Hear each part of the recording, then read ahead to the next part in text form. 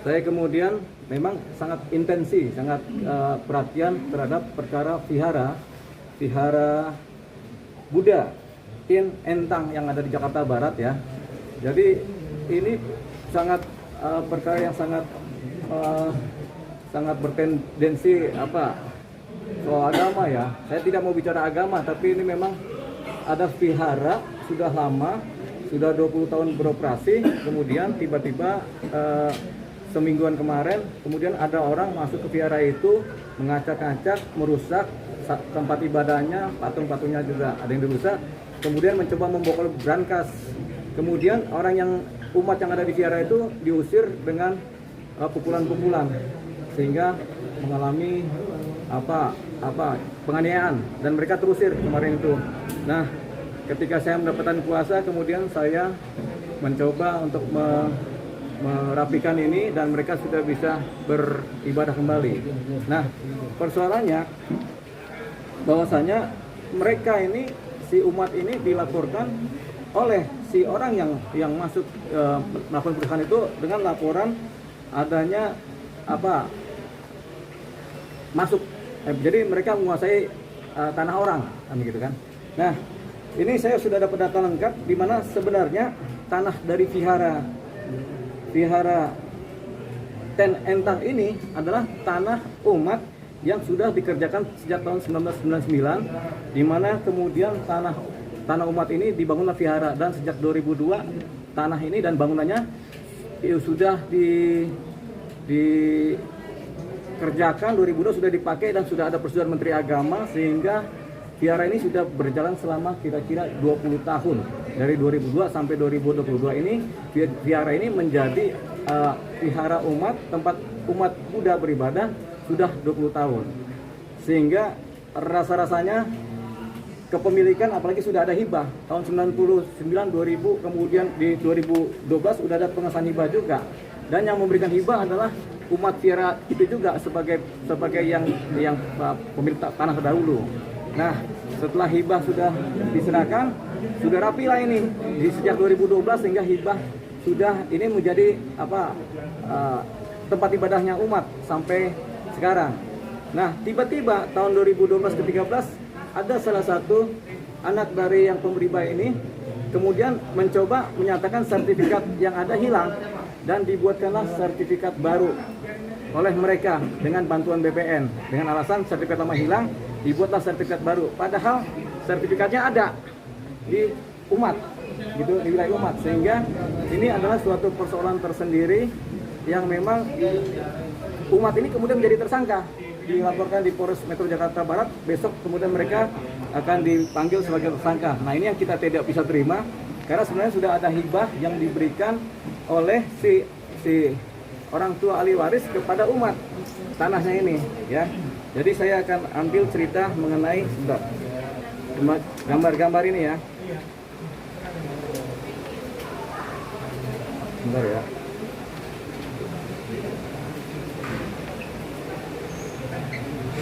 Nah, ini adalah ketika pembangunan sekitar tahun 2000-an.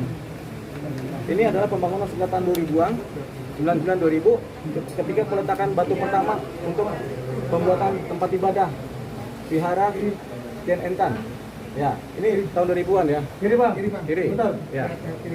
Ini waktu itu pimpinan umat kemudian beserta para jemaatnya dari tanah kosong ini tahun 2000-an dibangunlah, gitu. Dan atas Kementerian Agama juga, ya. Ini satu. Nah, ini mulai pembangunannya tahun 2000-an. Ini ya. Bisa dilihat ya pembangunannya ya. Ya kan? Nah, kanan ya, pembangunannya tahun 2000-an dimulai. Jadi umat ini, dana umat semua yang dipakai. Dana umat Buddha dipakai untuk membangun. Ya. Ya. Nah, ini juga sudah mulai jadi. Ini oleh umat juga dibangun gedungnya. Ya, sudah mulai jadi. Ini dia. Ya, silakan. Nah, ini umat Buddha sendiri yang membangun ini, hingga sudah mulai jadi ya. Ya. Ini patung Budanya diangkut pakai kron, alat angkut. Jadi dimasukin ke dalam. Ini sekitar tahun 2000-an juga. Ya. Ini silakan dilihat ya. Ya. Nah, ini ketika peresmian oleh Menteri Dirjen Agama pada waktu itu juga peresmian di Vihara mungkin tahun 2002 kalau nggak salah ini. Ya, sudah ya. Nah, jadi gedung itu dibangun oleh umat dengan dana umat. Ya. Kemudian juga kita mendapat keterangan juga tanah itu juga dibeli oleh dana umat cuman atas nama satu orang. Nah, satu orang ini yang kemudian ahli warisnya. Nah, ini dia. Ketika peresmian tahun 2002-2003 ini peresmiannya. Ini dia. Ya. Oke, bisa lihat ya. Ya. Iya, nanti kiri bentar. Sini, pelan-pelan. Nah, ini juga pas ibadahnya sejak 2003 lah ibadah berlangsung. Jadi 2002 ini 20 tahun ini tempat ibadah dipakai. Ya. Nah, sertifikat pada waktu itu sudah ada, kemudian dihibahkan kepada umat.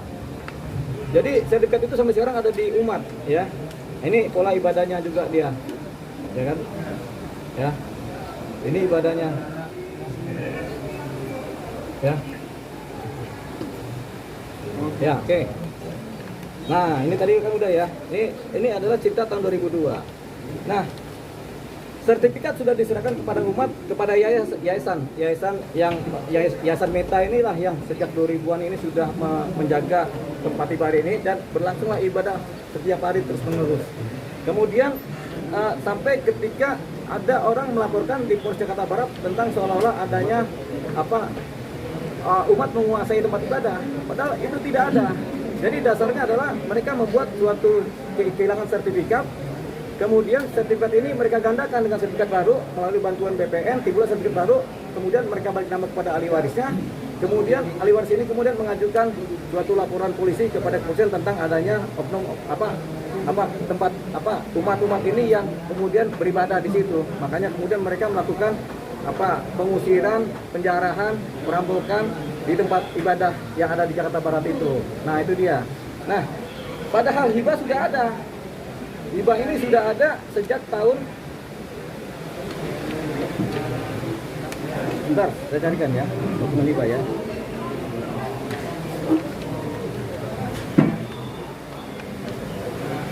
Bentar ya. Nah, ini surat hibahnya. Hibah kemudian ditetapkan oleh si orang tua ahli waris ini 2013 surat hibah. Jadi hibah udah diserahkan dan sertifikat hibah udah diserahkan. Ini bukti keterangan hibahnya, ya.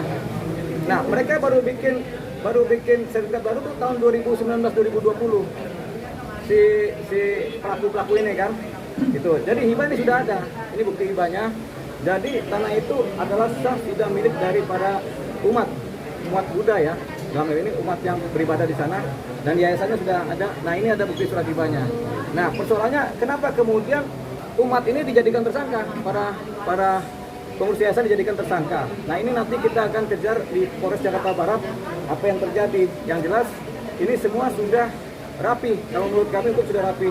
Apalagi kemarin mereka melakukan masuk itu tanpa dasar eksekusi pengadilan sehingga adalah ilegal. Makanya saya akan melaporkan para pelaku ini sudah dilaporkan pengerusakan, kemudian kita laporkan ada surat-surat palsu atau surat-surat menggandakan dokumen yang sudah ada. Sertifikat sudah ada asli tapi mereka gandakan lagi. Itu nanti saya akan laporkan ke Polda Metro Jaya. Ya, itu dia. Nah, siapa yang melakukan pengusiran ini? Yang melakukan adalah patut diduga seorang pengacara, Sukowati Pakpahan. Namanya Sukowati Pakpahan, ini pengacara yang membawa preman masuk ke dalam dan merebut tempat ibadah itu. Makanya ini kami kejar supaya yang bersangkutan pengacaranya ditangkap. Namanya Sukowati Pakpahan ya.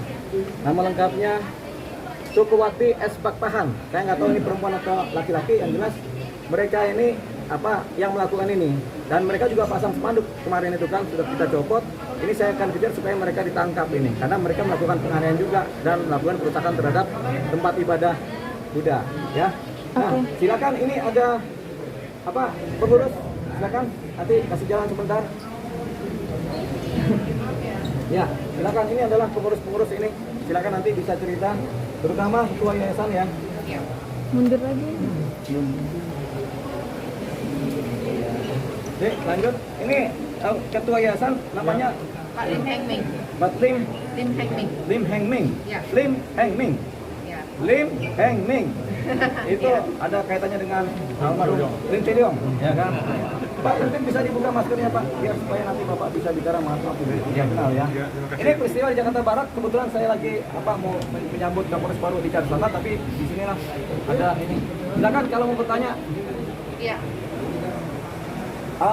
Ini adalah pemilik yayasan sejak 2000 berapa? 2002. 2002 yayasan sudah berdiri, kemudian hibah sudah dikasih. Yep. 2013 sebenarnya ada hibah yang 2002 juga, tapi berkasnya hilang, dibuat hibah baru. Tapi 2020 dilaporkanlah Bapak ini dengan adanya sertifikat baru yang digandakan. Gitu. Ya, ini yang kita nanti kejar di Polda ya. Iya. Ya, ini Pak Lim, kemudian Ibu Shirley. adalah, dan ini saudara Michelle yang dianiaya kemarin ya. Iya. Jadi kita akan kejar. Mereka semua jadi tersangka ini Iya. di Polres Metro Jakarta Barat. Begitu kan? Betul. Panggilannya. Ya, ini makanya kita lewat media kita menyampaikan keluh pesan. Silakan Pak Lim kalau mau bicara mengenai sejarah gitu.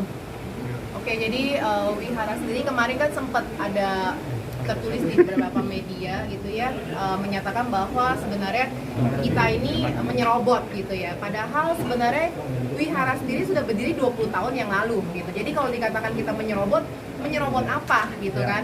Jadi di sini sudah ada terbukti dari foto bahwa kita membeli tanah itu awalnya adalah kosong. Nah, setelah kosong diprakarsai oleh salah satu ibu, yaitu Ibu Ami, dengan beberapa pendiri menyatakan yuk kita bangun wihara. Nah, jadi ada 4 pendiri nih, oke yuk kita bangun. Nah, 4 pendiri ini berswadaya bareng dengan umat-umat yang lain membangun wiharanya. Jadi si ibu itu hanya membeli tanahnya. Nah, jadi 20 tahun yang lalu itu sudah ada wihara ini gitu. Jadi kita bukan menyerobot gitu ya kan, yang dikatakan seperti di media. Nah, kemudian di tahun 2012 sertifikat ini keluar gitu ya. Nah, pada saat 2012 keluar, disambut juga dengan surat hibah juga gitu. Jadi kita punya yang aslinya. Nah, tahun-tahunnya tiba-tiba di tahun 2020 keluar lagi satu sertifikat gitu yang dinyatakan bahwa katanya diduganya hilang, katanya sertifikatnya hilang. Padahal sertifikatnya ada di tangan kita, di tangan yayasan kita simpen. Dan pihak ahli waris tahu betul. Dan pihak ahli waris tahu bahwa sertifikatnya ada di tangan kita.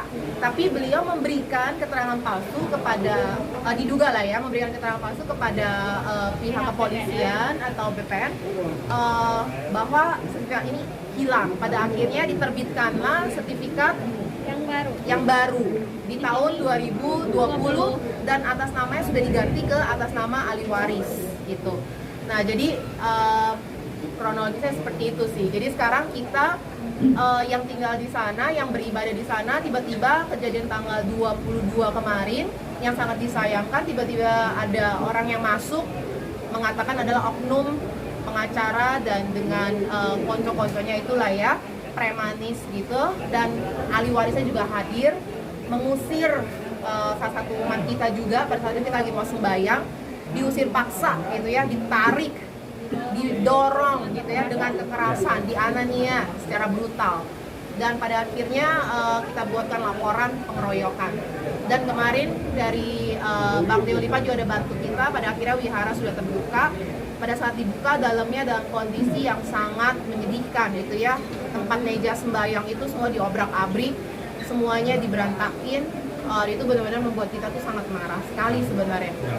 Berangkas kita yang isinya uang umat juga dibobol gitu ya. Itu benar-benar kayak perampokan di dalam rumah ibadah gitu.